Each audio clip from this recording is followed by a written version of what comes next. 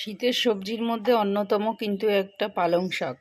তো পালং শাক কীভাবে আমি রান্না করছি সেটাই তোমাদের সঙ্গে শেয়ার করব। যারা নতুন রাঁধুনি তারা এই রেসিপিটা ফলো করতে পারো। পালং শাকের এরকমভাবে কেটে নিয়েছি, বেশি পাতলা পাতলা করে কাটতে হয় না, পালং শাক কুচিয়ে কাটতে হয় না, এরকম মোটামুটি কাটলেই হবে। এর মধ্যে সমস্ত সবজি নিয়ে নিয়েছি, যেমন আছে শিম, বেগুন, পটল আর তোমার ওলকপি। এর সঙ্গে গাজরও অ্যাড করতে পারো, আরও তোমাদের যা যা বাড়িতে সবজি থাকবে তাই অ্যাড করতে পারো। আমি এখানে তোমার বরবটি নিয়ে নিয়েছি। পালং শাকটা আমি বড়ি দিয়ে করব, তো তার জন্য বড়িগুলোকে ভেজে নেব। কড়াই বসিয়ে দিয়েছি, কড়াইয়ে এবারে দিয়ে দিচ্ছি সর্ষের তেল। আগে বড়িগুলো ভেজে নেব। তেল আমার গরম হয়ে গেছে, এবারে দিয়ে দিলাম বড়িগুলো। এগুলো হচ্ছে বিউলির ডালের বড়ি, তোমার বাজারে অ্যাভেলেবেল কিনতে পাওয়া যায়। শীতকালে বড়ি খেতে বেশ ভালো লাগে। দেখো বন্ধুরা, বড়িগুলো কিন্তু ভাজা হয়ে গেছে। এখন আমি দিয়ে দেব পাঁচফোড়ন আর শুকনো লঙ্কা। তো ফোড়নটা ভালো করে ভাজা হবে, তারপরে আমি সবজিটা ঢেলে দেব।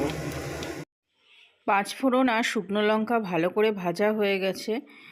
এখন আমি দিয়ে দেব সবজিগুলো, পালং শাক আর তার সাথে যে সবজিগুলো আছে সেইগুলো আমি ঢেলে দেব একের পর এক তেলের ওপরে।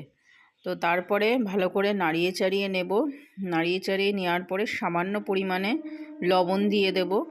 লবণ দিয়ে ঢেকে দেব যাতে সবজিগুলো একটু মজে যায় আর সিদ্ধ হয়ে যায় তাড়াতাড়ি। তোমরা যে যেখান থেকে আমার ভিডিওটা দেখছো তোমরা একটা লাইক করে দিও আর আমাকে অনেক আগিয়ে নিয়ে যেতে সাহায্য করো। অনেকক্ষণ ঢেকে রেখে দিয়েছিলাম, তো ঢাকনা খোলার পরে 50% সিদ্ধ হয়ে গেছে সবজি দিয়ে, পালং শাক দিয়ে। এবারে লঙ্কা দিয়ে দিচ্ছি ওর মধ্যে, কাঁচা লঙ্কা মাঝখান দিয়ে ফাটিয়ে। কাঁচা লঙ্কা দেওয়ার পরে সবজিগুলোর থেকে দেখো অনেকটাই জল বেরিয়ে গেছে, যেহেতু আস্তে করা ছিল ওর জন্য সবজিগুলোর থেকে অনেক জল বেরিয়ে গেছে। এর জন্য আমি কি করব, জোরে গ্যাসের ফ্লেমটাকে জোরে দিয়ে তারপরে সবজিটাকে ভেজে নেব। জোরে গ্যাসের ফ্লেমটা দিলে সবজিটা ভাজা হবে, শাকও ভাজা হয়ে যাবে।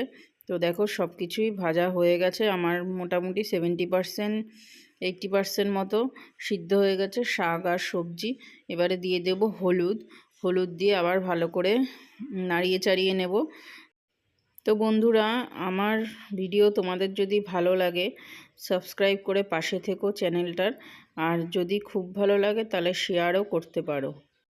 তো দেখো মোটামুটি আমার শাকটা সিদ্ধ হয়ে গেছে আর হয়েও গেছে। এবারে জলটা শুকিয়ে গেছে। এবারে আমি গ্যাসের ফ্লেমটা জোরে করে করে ভালো করে শাকটা নাড়িয়ে নেব যাতে নিচে না লেগে যায়। আমি এই চ্যানেলটায় রান্নার ভিডিওই দেব আর শর্ট ভিডিও দেব, বড় ভিডিও ব্লগ ভিডিও দেব না, সেটাই ভেবেছি। তো লাস্ট পর্যায়ে দিয়ে দিলাম বড়ি। এবারে বড়িগুলো দিয়ে ভালো করে নাড়িয়ে চাড়িয়ে নেব শাকের সাথে।